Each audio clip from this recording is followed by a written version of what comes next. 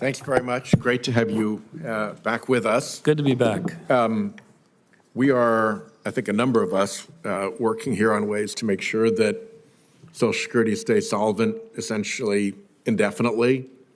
I think that if the American people knew that Social Security was going to be solvent into the indefinite future, that Medicare was going to be solvent into the indefinite future, it would have a calming and reassuring effect on folks. It's just an unnecessary asterisk for them to have to add to their family's financial planning to think, maybe, what's Congress going to do? So I've proposed a pretty simple bill that kicks in the payments to Social Security back over $400,000 to honor Joe Biden's promise that he wasn't going to raise taxes for people earning under $400,000. So I would also add that I chair the Budget Committee, and in our hearing last week on the budget, Shalonda Young, who heads OMB, came in and said that this bill was, she said, absolutely in line with the principles that President Biden espoused in his State of the Union. So I think we've got a real chance to deliver that solvency and that security for the American people.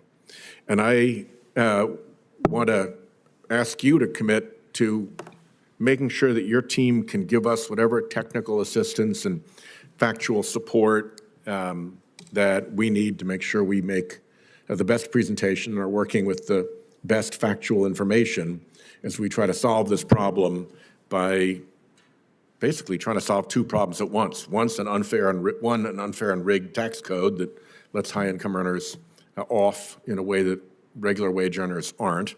And second, the solvency and security indefinitely of Social Security. Well, Senator, I'd look forward to working with you on that. We have outstanding chief actuary at Social Security, and the work that they do, the analysis they can do, the permutations, parameters, probabilities, we would love to be able to work with you on that. And it was through your Social Security actuary that we reached the determination that this would keep Social Security solvent indefinitely. Through the entire horizon, yes, that the Social Security actuary looks, it's solvent and probably beyond.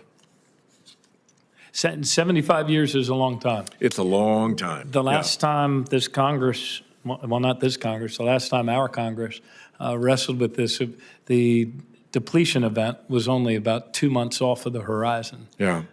So hopefully we won't wait that long. It can be fixed. I learned something every day up there, but one of the things I learned, I asked Steve Goss, why is it, what did we get wrong when we said it was going to be 75 years solvent in 1982, but now we've moved that depletion event up to 2034. He said, we got two things wrong.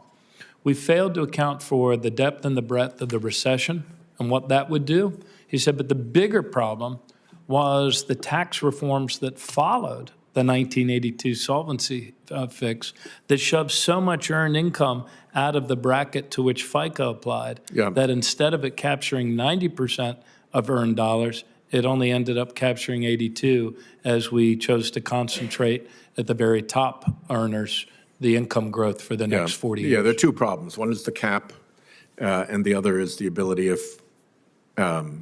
very highly paid individuals to divert their pay through an LLC or a shell corporation so that it doesn't come in as taxable wages. And we're going to try to solve both of those ways around fair taxation and do so in a way that takes this worry, is Social Security going to be there, is Medicare going to be there for me, off the list of things Americans have to worry about.